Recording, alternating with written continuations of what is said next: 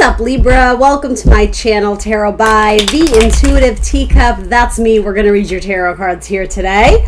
So that thing happened where I just recorded an entire reading for you, only it wasn't recording because I didn't click record hard enough, apparently. So I had a great reading for you guys, and I'm so bummed it didn't record, but what are you going to do, right? It happens. So hopefully we can channel just as much as that positive, good vibe energy. You had a really powerful messages come through about public recognition and stature, ascending in any sort of spiritual path, spiritual journey, as well as especially career focus wise. It was like the mic is passed to you and now you're in charge, and essentially it was like, don't fear it, it was always meant to be. There are lots of kind of cardinal energy coming through there. So anyway, I hope that lifts your spirits just hearing that. I thought about trying to redo it with the cards out, but we're just going to give you a fresh one. So here we go. Thanks for joining me here today. You are accountable and responsible for all your own actions and decisions. This is optional advice or guidance meant to motivate, empower, inspire you. If you're not feeling that way, click off. It might not be your message, right? Feel free to revisit the reading at a later date too. Sometimes things will take some time to resonate. All right? Other than that, let's have some fun. Who's the Sagittarius? Double Sagittarius coming in. Maybe a little passion. We'll see. We'll see what's up. All right, here we go for Libra. For Libra, messages in the coming week or so. Couple weeks, however. Timeline of manifestation is up to you, Libra. I'm just here to relay the messages. Here we go. We're going to cut the deck after this last shuffle. Libra. All right, let's do it. All right. Wish fulfillment. So I'm going to do past, present, future, what you're building upon, and then we'll talk about what you need to release and what you need to embrace. All right, you have another strong one here. So yeah, I think I'm going to pull them all, and then we'll work with them together. All right. Libra, bottom of the deck, 10 of Cups. It's so funny, I almost said 10 of Swords. So maybe some of you are coming from I'll say a darker place, but it's over. 10 of Swords, it's over. But with 10 of Cups, it's like, hey, now we can celebrate. This could also indicate something coming in the future that's going to make you really happy. In fact, I think we're working our way towards it. If the 9 is sitting sort of in your past card, past, present, future, and your past card, building upon something that is very much in alignment with what it is that you're wishing for, what you're hoping for and dreaming about. So let's see. You have the wish fulfillment card, and in your present you have reciprocity. This is paying back the favors that were bestowed upon you. If anyone helped you get ahead or lent you a helping hand, you seem to be repaying the favor very quickly and very, what is a good word? You're taking it with like the utmost seriousness. Like I'm almost hearing like no favor goes unanswered, or paying them back in some capacity. It might not be with money. It could be anything. It could just be someone who granted you sort of some emotional support, a shoulder to cry on. You seem to be coming to the aid and to rescue of others who have helped you achieve your dreams and wishes thus far, no matter how big or small. So then what you're headed towards in the future is judgment. Interesting. Some of you may have had a change of perspective on what it is you really want. I'm even wanting to say how you define happiness. A lot of you may have gone through some sort of like spiritual awakening, or just, I think a lot of people over the last year, we've really had to reorder and restructure our lives and understand what we choose to make our priorities. And so some of you may have done some reassessment for the better and come to realize something or someone that you thought you needed at one point in time, someone that maybe you projected, oh, that's my wish. I want to marry them. I want to be with them. I want to, whatever, this city. I want to live in this city. I want to have this job. Nothing wrong with it, but the message to me is that something that you once sat on as, I heard puppy guarding. That's funny. Puppy guarding is your wishes. Like, this is it. This is my story. This is my narrative. Or this is what I'm working to be. Again, nothing wrong with that. You, at one point in time, you had a lot of clarity on what it is that you wanted. But I'm getting I'm so sorry about that, guys. Gosh, so annoying.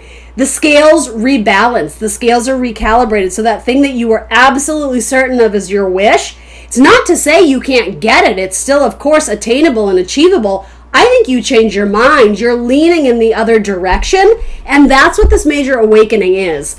And I think it's for the good. It's almost like you hear the music now. You hear the calling to go in that other direction, and Awesome. That's good.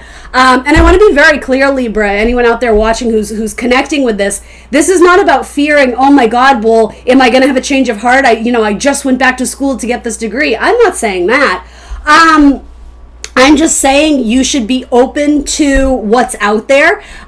Be comfortable knowing that you don't know all the answers yet, because that's when you open yourself up to new opportunities, new experiences. And I would even say aligning to something much greater than maybe what you were willing to settle for, or something much greater than you anticipated. I feel like the universe is helping you steer the ship. And so, waves will come and go, swells, however you want to say it. But with that, have trust that the universe is navigating you to that point of elation, to your fate, to your destiny. And with that, I'm a tarot reader who's always going to say, happiness is not in the future. Happiness is right here, in this moment, right now. You are choosing to watch a tarot reading on YouTube. So if this is not making you happy, anything, if watching Netflix, if going for a jog, if eating cake, if eating vegetables is not making you happy, you always have choice. You always have agency. You can choose to participate in, within reason, whatever you want. Yes, we all have bills to pay. Yes, we have to be responsible. But with that, you can choose how you're going to be responsible. You may have to work for a living, right? Pay your bills, this and that. In a sense, you do have some choice on what you choose to pursue. This is a very positive message. I know it sounds like I'm really, kind of coming down on you, but don't mistake it. It's not that at all. It's saying that I think you had short sight, small, I'm hearing short vision. I know that sounds kind of weird, but that's what I'm hearing. I don't think you saw the fullest potential in yourself or in this scenario. And I don't mean to offend. I'm here to empower you 100%, but this almost feels like at one point in time, a lot of my Libras were willing to settle for a lot less than they deserved. And I think this awakening is tipping the scales more in your favor. Typically, again, not everyone, but typically Libras I associate very much with the other. Your 7th house, you have a lot to do with partnerships and contracts.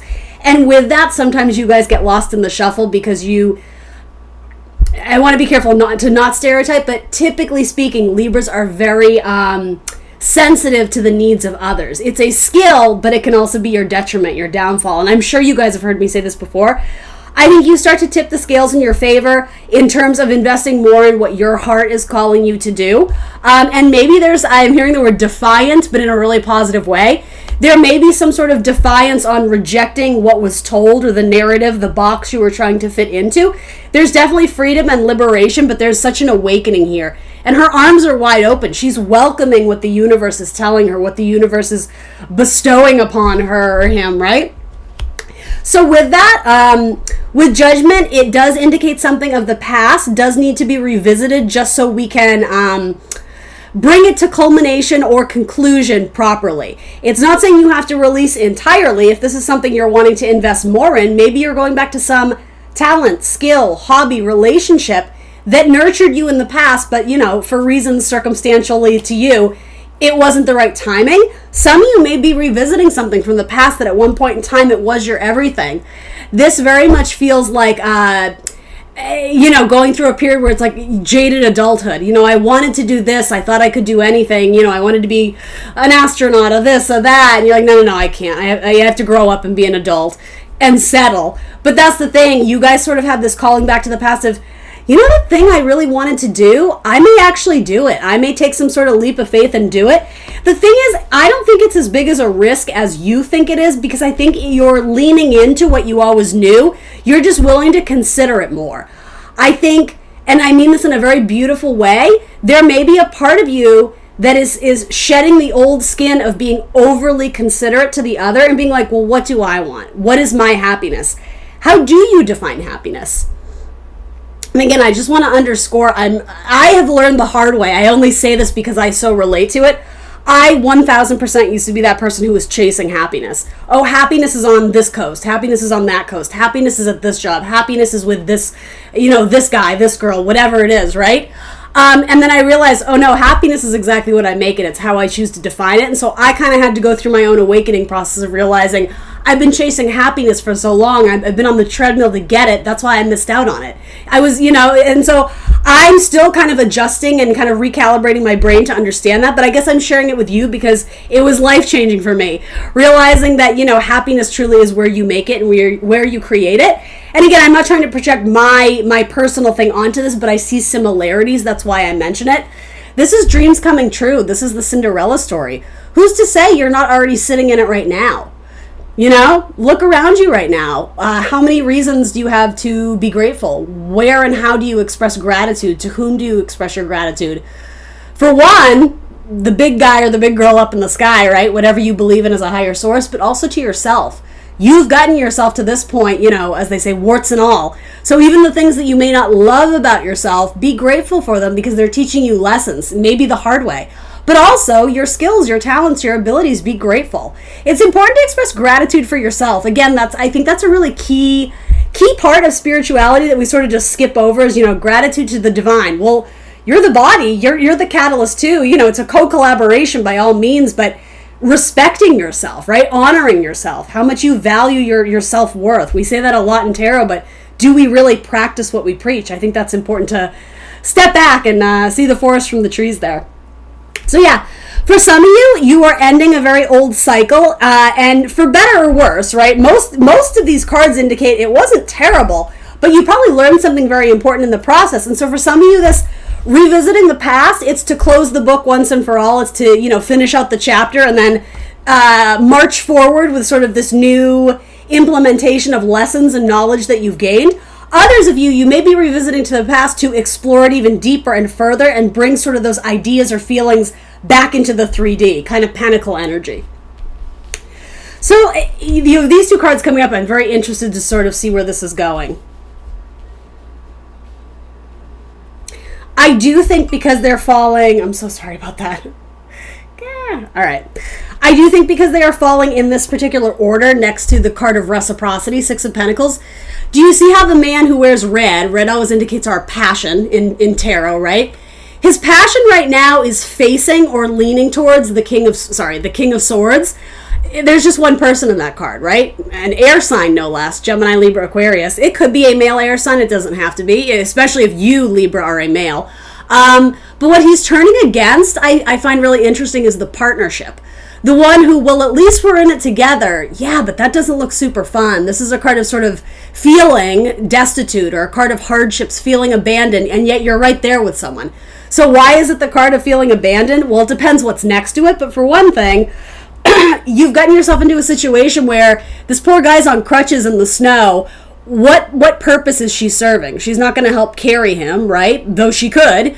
Is she there for moral support? Is she there for any kind of support, Or is it just that extra person you've been keeping in your life that maybe you have to make some difficult cuts. Maybe you have to make some executive decisions on who you're going to allow into your energy.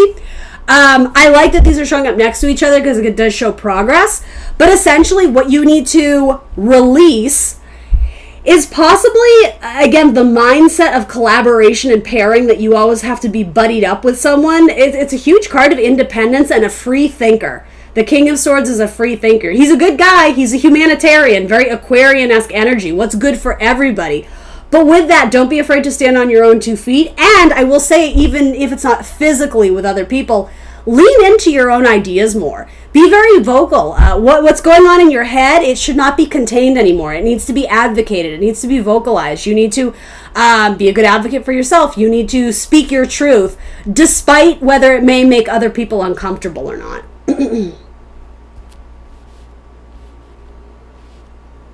And so what you need to what you need to embrace, that's why this is so interesting to me, is the Five of Pentacles.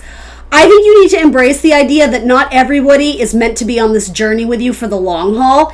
This could be a positive card. This could indicate that in your lowest of lows, you had a friend who really helped support you. When you lost your job, when this happened, when that happened, this person let you move in with them. This person lent you money. This person, got you through some tough times on the phone and lots of tears and phone calls. Whatever this is, it's not necessarily bad.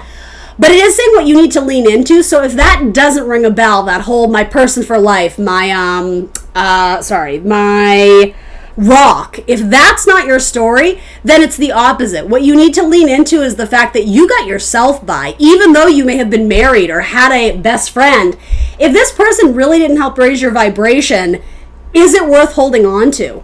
We have to remember it's no one else's responsibility to save us, but the mere fact that we would call someone a friend or a boyfriend or a girlfriend, it kind of goes beyond those bounds of just, obviously casual, right? In a sense, if this person loves and supports you, they would want to walk to the end of the earth for you. That doesn't mean they should or that they have to, but there should be that genuine desire to help you when you're having a tough day.